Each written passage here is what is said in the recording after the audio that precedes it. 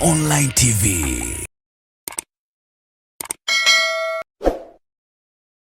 Jeshi la polisi linachunguza taarifa ya kifo cha Rajab Ali Mohamed. Huyu ni mtoto mwenye umri wa miaka 12, ni mkazi wa Ijava ambaye alikutwa akiwa amekufa kwa kujinyonga nyuma yao ya kuishi.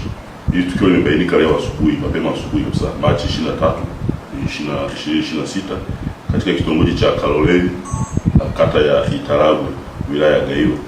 Uchunguzi wa awali umebaini kuwa mtoto huyu siku ya jana tarehe 22 mwezi wa 3 2026 alikemewa na wazazi wake pamoja na wenzake wawili kwa vitendo vibaya vya wizi wa mahindi haya mabichi. Kwa kile kitendo kilimjaza hasira. Walipokwenda kulala sasa wakafikiri labda amelala, lakini kumbe amezunguka nyuma ya nyumba, akawa ametumia mkanda wa suruali ya kwake au kaptura yake ile yakaa ametundika kwenye nyuma ya nyumba, kwa maana ile mbao au ya paa ya nyumba lao, akamtundika amekufa. Kwa sasa tunaona kiini ni zile hasira baada ya kuwa amegombezwa kufanya vile vitendo vya wizi ambavyo havipendezi kwenye jamii.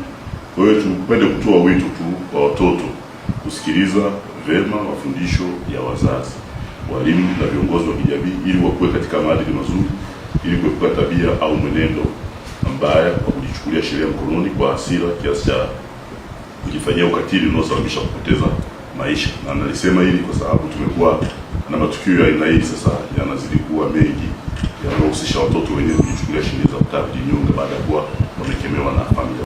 Make your day right. Gilly Bonny Online TV. Kupata habari mpya na kwa haraka kila siku, usisahau kusubscribe kisha like na comment. Gilly Bonny Online TV.